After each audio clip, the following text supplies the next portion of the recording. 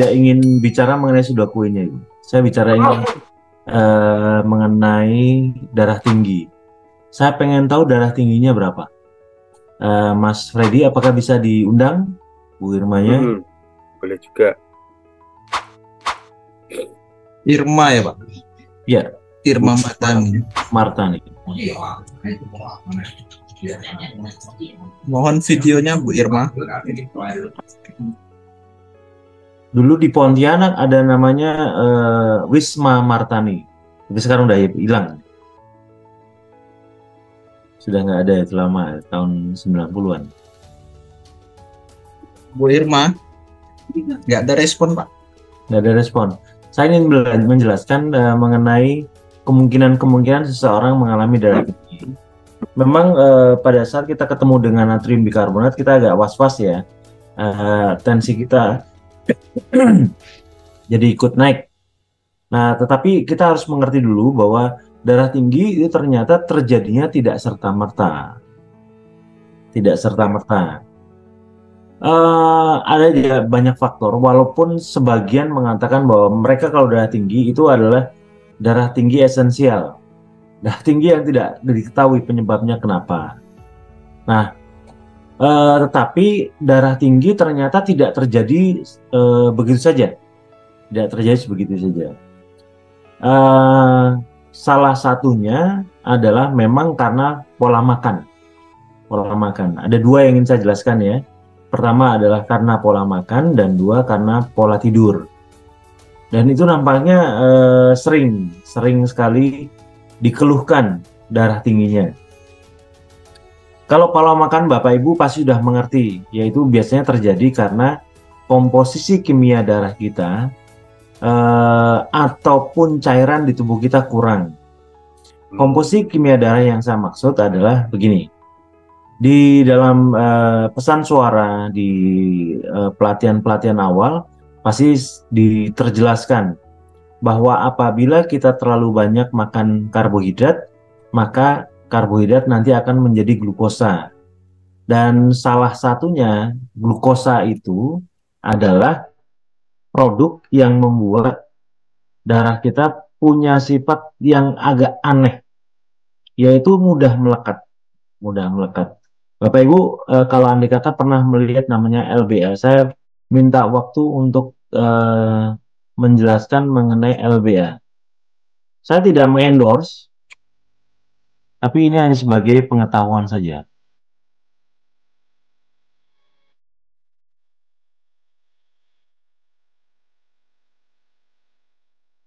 Nah,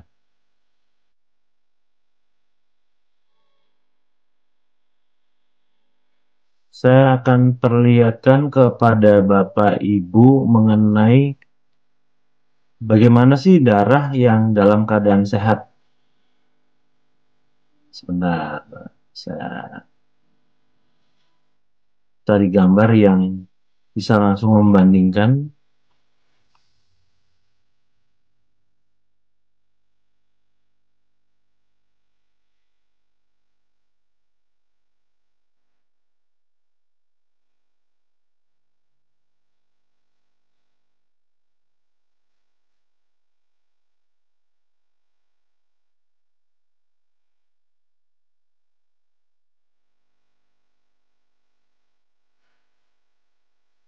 Nah, ini adalah gambar-gambar yang bisa dapatkan di Google.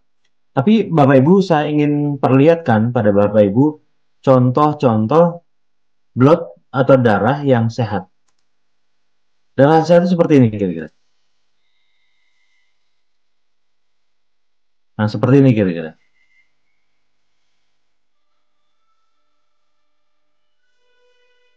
Ini Bapak Ibu bisa melihat di sini gambar-gambar mengenai darah yang dalam keadaan sehat. Dia hemoglobinnya, ternyata darah itu berbentuk butiran, Bapak Ibu. Berbentuk butiran. Dan dia berjarak antara satu butiran dengan butir yang lain, itu berjarak. Kira-kira seperti itu. Tetapi kalau andai kata kita sakit seperti ini, saya akan ambilkan yang dekat ya, yang mudah. Nih, ini adalah bentuk dari beberapa berita ya. Ini darah-darah yang ternyata orang yang cenderung darah tinggi, dia menjadi lengket. Dan ini adalah darah yang baik-baik saja. Lalu kenapa darah yang seharusnya berjarak antara satu butir dengan butir darah lain menjadi saling lengket seperti ini? Dan kemudian mereka berdesak-desakan. Apa yang terjadi? Saya pernah menyampaikan kepada Bapak Ibu mengenai teori glikasi. Glikasi yang terjadi pada pembuluh pada butir darah kita. Bagaimana? Ternyata apabila terlalu banyak gula, maka gula akan mengikat protein atau lemak di darah sehingga mereka menjadi lebih lengket. Hal itu tidak terjadi pada orang-orang yang gula darahnya rendah, di mana gula darah itu akan mengalir dengan lancar. Kemarin saya mencari tahu berapa sih panjang pembuluh darah kita. Pembuluh darah kita ternyata tuh panjangnya panjang banget. Untuk setiap satu manusia itu panjangnya 97.000 km. 97.000 km. Kok sepanjang itu sih Pak? Gimana cara ngitungnya? Ternyata tubuh kita setiap satu sel protein yang ada di tubuh kita, ini banyak sekali ya, ternyata ada satu helai pembuluh darah yang kemudian itu ditemukan dengan sistem-sistem pembuluh darah besar lainnya. Dan karena jumlahnya banyak, kalau andai kata benang-benang pembuluh darah itu disatukan, jumlahnya 97.000. Nah, bayangkan darah itu harus melewati banyak pembuluh darah yang kecil-kecil tadi. Setiap kesakitan pada tubuh kita, yang biasanya, yang paling mudah terasakan itu apa ya? Pegel, masuk angin, ya. Terus kemudian merasa tidak nyaman. Itu sebenarnya ada terjadi penyumbatan pada pembuluh darah halus tadi, sehingga oksigen dan nutrisi tidak bisa diterima oleh sel kita. Kan biasanya orang kalau pegel di punggung, ya di daerah bidang-bidang lebar, ya, bidang-bidang lebar, atau kadang di tangan, atau kadang di kaki. Kenapa? Karena sel-sel di punggung yang jumlahnya mungkin triliunan, karena lebar begitu, banyak pembuluh darah yang tidak bisa bekerja. Kenapa tidak bisa bekerja? Karena darahnya kental. Kenapa darahnya kental? Karena gulanya lebih banyak. Tetapi bukan cuma gula tadi yang ingin saya bahas.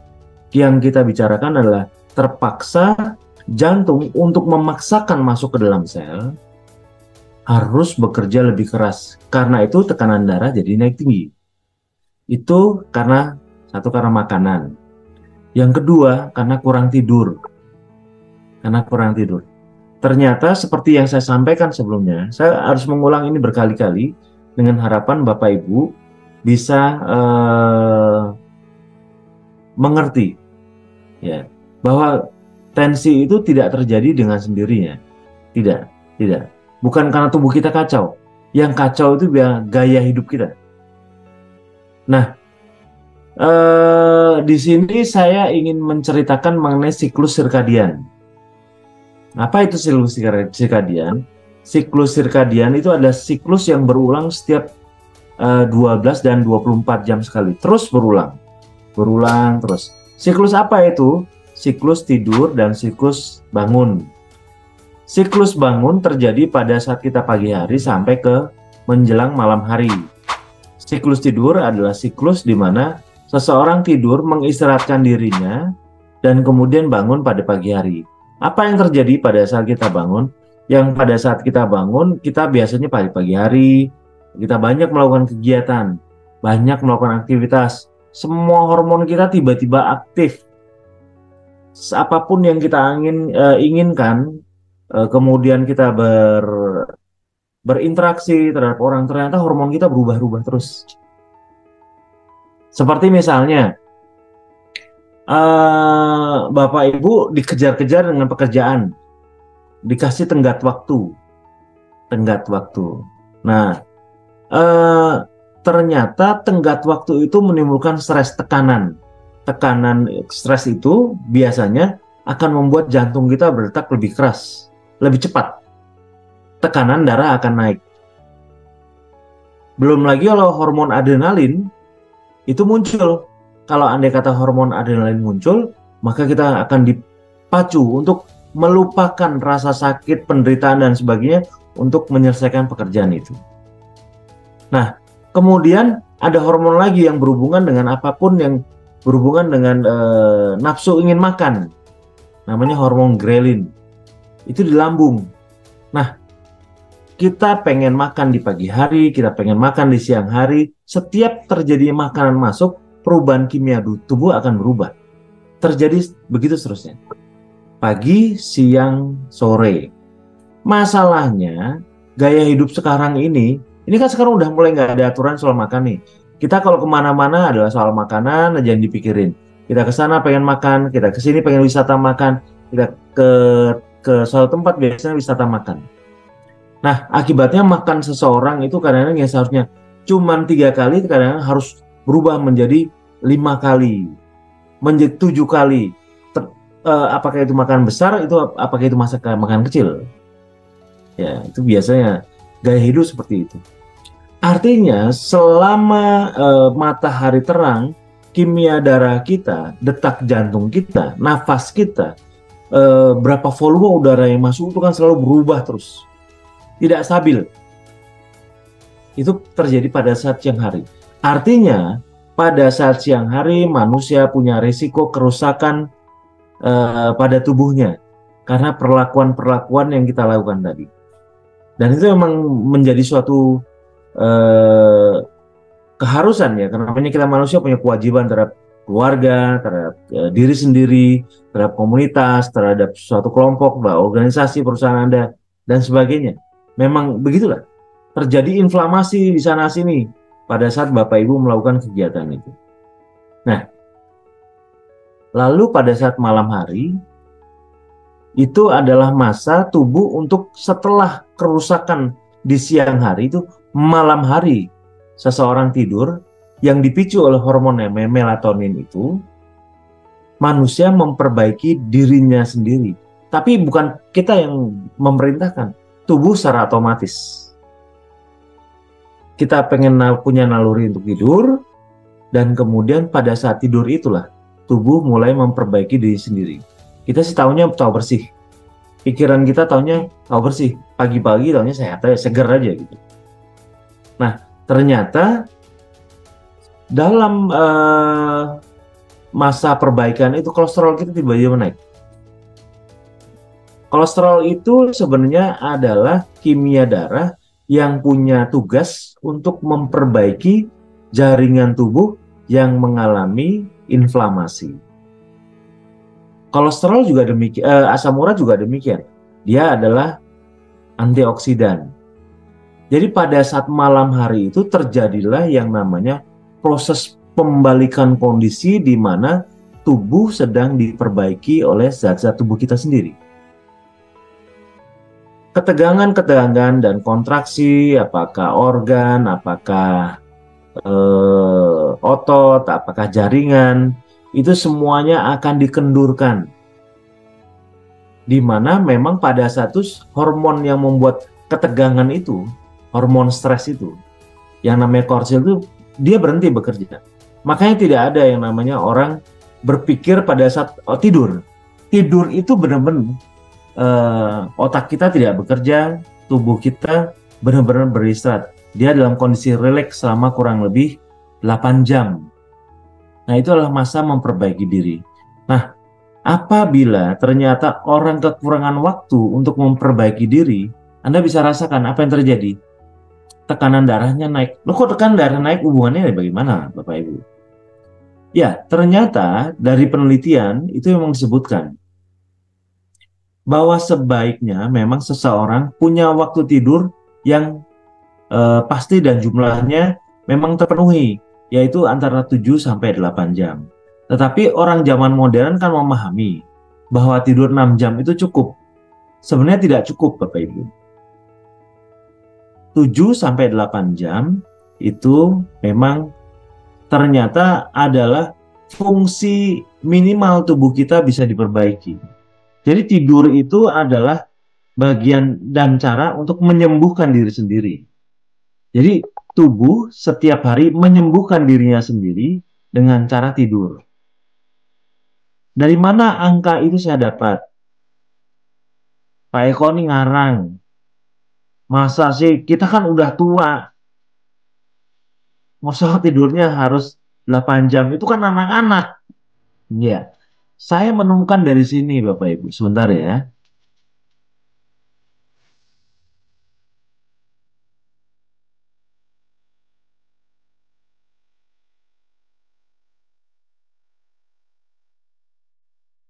Saya selalu senang mengulang ini karena aduh ternyata banyak yang saya sendiri lakukan kesalahan.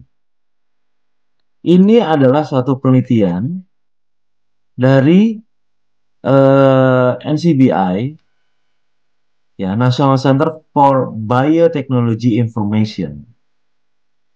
Ini selalu menjadi pegangan saya selama ini. Nah, ini adalah sebuah perpustakaan jurnal yang luar biasa.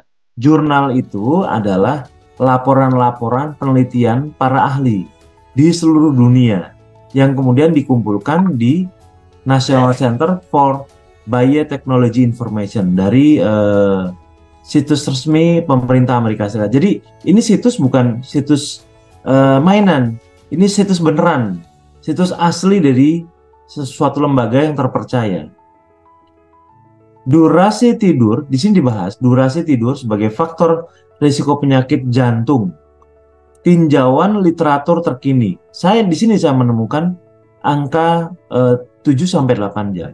Ini yang menemukan, yang meneliti 3 orang dokter ini. Ya, Bapak Ibu bisa melihat. Kurang tidur, nih, hanya tidur rata-rata orang barat itu hanya sekitar 6,8 jam. Jadi 7 jam kurang. Di mana 1 abad sebelumnya itu mereka tidurnya 8 jam. Jadi 1 jam kurang dari 1 abad yang lalu.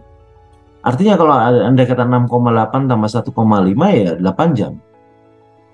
Ini jadi pertanyaan, dampak kurang tidur itu apa saja sih yang terjadi?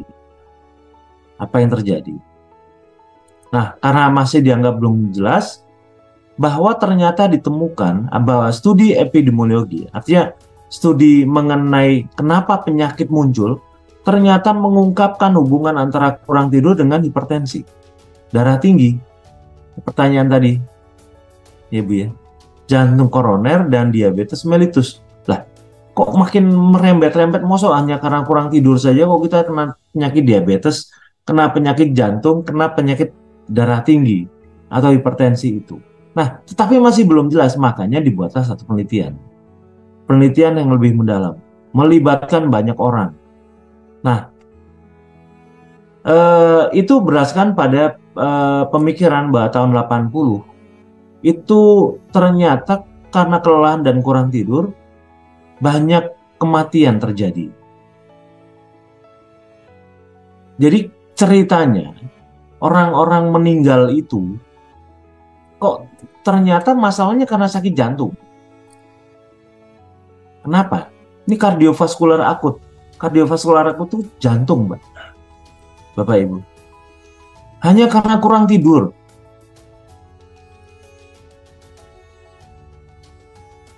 Ini dijelaskan bahwa banyak orang Amerika mengalami kurang tidur dalam jangka panjang. Hanya sepertiga populasi 37% melaporkan tidur 8 jam. Jadi hanya sepertiga, dan 31% melaporkan 6 jam atau kurang. Nah, di sini dijelaskan bahwa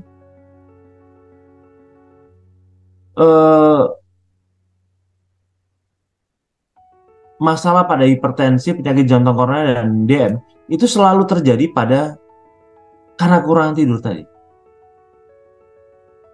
Nah, Durasi tidur dan kematian. Wow, bahaya ya.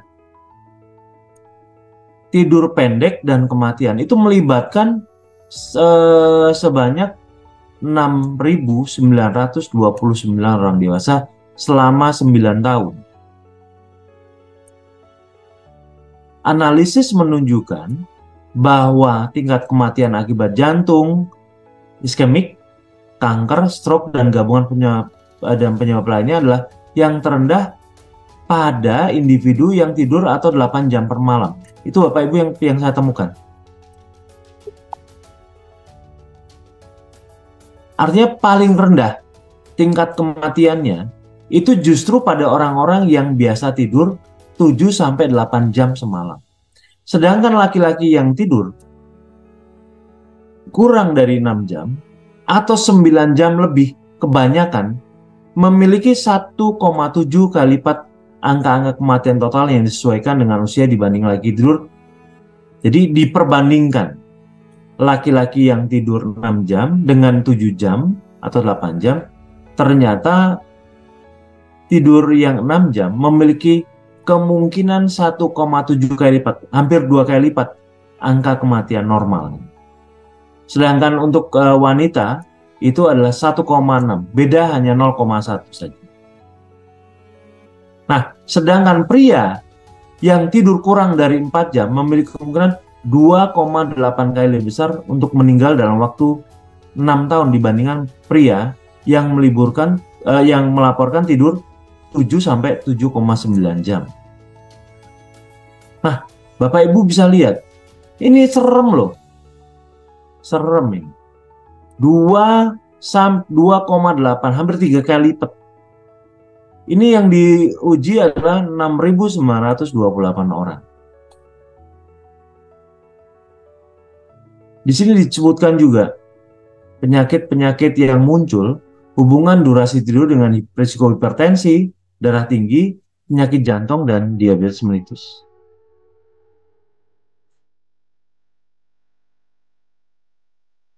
Ini Bapak Ibu bisa baca tuh.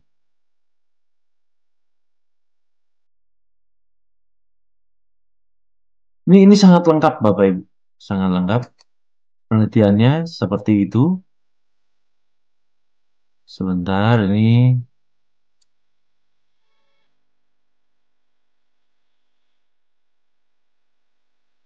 Prevalensi hipertensi telah meningkat selama dekade terakhir, selama 10 tahun terakhir. Meskipun terdapat peningkatan kesadaran dalam pengobatan dan pengendalian penyakit ini. Tetapi selama periode yang sama, rata-rata durasi tidur di Amerika Serikat terus menurun. Nah, ini Bapak Ibu bisa lihat. Ini yang diteliti 4.810 orang. Saya, Bapak Ibu, mengumpulkan 100 orang saja. Di tempat saya dulu melakukan banyak pengamatan di Universitas Tanjung Pura. Mengumpulkan 100 orang itu butuh biaya sampai 37 juta. Hanya 100 orang. Andai kata 4.810, saya nggak tahu biayanya berapa ya. Jadi membuat satu penelitian itu mahal sekali. Nah,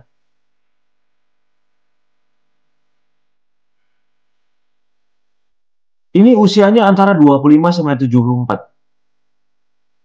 Dari jumlah tersebut, didiagnosa 647 orang dari 4.000 tadi menderita hipertensi. Durasi tidurnya kurang dari 5 jam.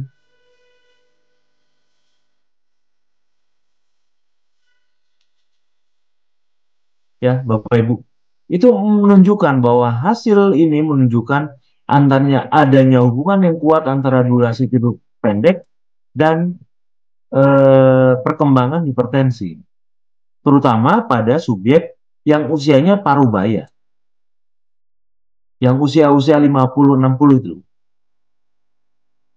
Nah, itu menunjukkan bahwa memang kita diminta untuk tidurnya dicukupi untuk menghindari hipertensi. Jadi kalau andai kata selama ini bahwa kita hipertensi, wah itu sudah kodrat saya. Tapi di sini disebutkan dalam penelitian ini, hipertensi itu datang dari kebiasaan hidup kita, dari kebiasaan pola makan kita, dan dari kebiasaan tidur kita yang tidak tercukupi. Sebenarnya apa sih yang terjadi? Ya, tubuh punya jatah untuk memperbaiki dirinya sendirinya, ternyata 8 jam mintanya.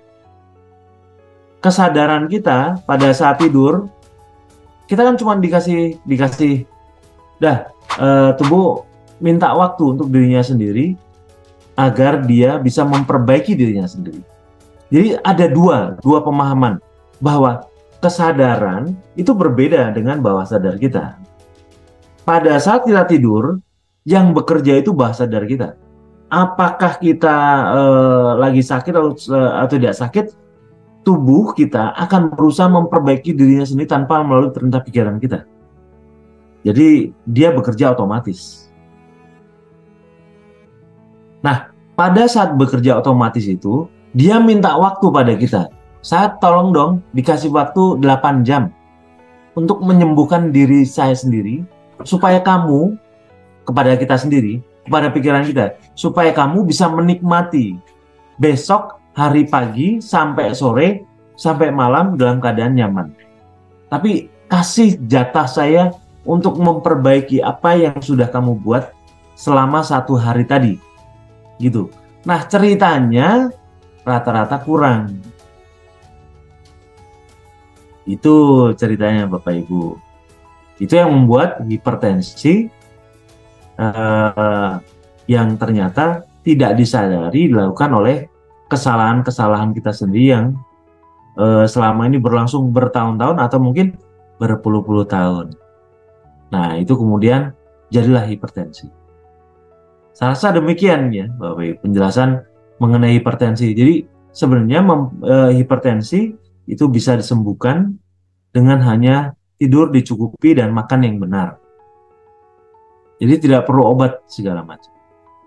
Nah, ini juga menjadi masukan buat saya sendiri. Karena kenapa? Karena tidur saya kurang dari 6 jam. Jadi kenapa ini penting?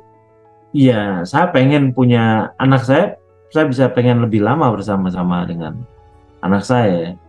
Anak saya cuma 1. Ya, saya pengen bersama-sama dia terus. Wajar orang tua yang punya anak ya. Saya yakin Bapak Ibu juga sama. Ingin punya cucu, sama saya. Ingin mengetahui bagaimana perkembangan keluarga kita, sama. Nah, oleh karena itu, saya kenapa harus menyampaikan ini? Supaya Bapak Ibu juga punya pengetahuan, oh ternyata tubuh kita meminta sesuatu yang selama ini kita tidak pernah ketahui dan turuti. Ya, Bapak Ibu. Demikian